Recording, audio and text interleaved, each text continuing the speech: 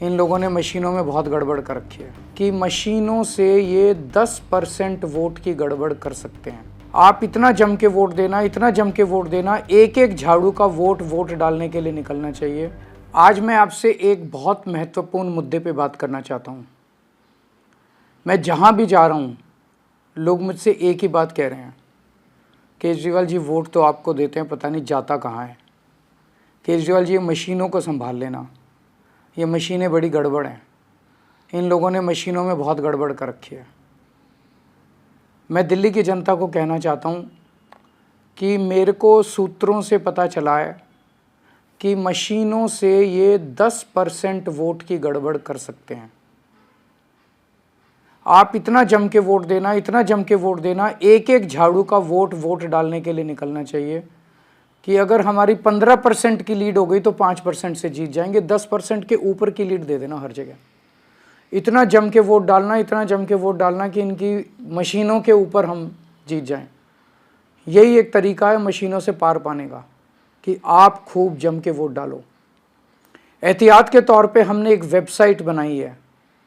महाराष्ट्र और हरियाणा के चुनावों से जो सीख मिली उससे हमने ये तय किया है कि 5 तारीख की रात को इस वेबसाइट के ऊपर हर पोलिंग बूथ की ये 6 जानकारी हम उस वेबसाइट पे डाल देंगे ताकि मशीनों से छेड़छाड़ ना की जा सके। नंबर 1, उस पोलिंग बूथ का नाम या नंबर क्या है। नंबर 2, उस पोलिंग बूथ का प्रिसाइडिंग ऑफिसर कौन है, उसका नाम। नंबर 3, कंट्रोल यूनिट का आईडी क्या है, जो कंट्रोल यूनिट है उसका आईडी क्या है। नंबर 4, उस बूथ पे रात तक, अंतिम तक टोटल कितने वोट पड़े। तो इससे ये पता चल जाएगा कि अगर 800 वोट पड़े तो गिनती 800 ही वोट की होगी, क्योंकि हम उसमें मशीन में डाल देंगे कि उस दिन कितने वोट पड़े। कई जगह आरोप लगता है ना कि वोट तो पड़े 600, गिनती हो गई 800 वोट की, तो वो नहीं हो पाएगा। हम 5 तारीख की रात को सारा डेटा वेबसाइट पे डाल देंगे।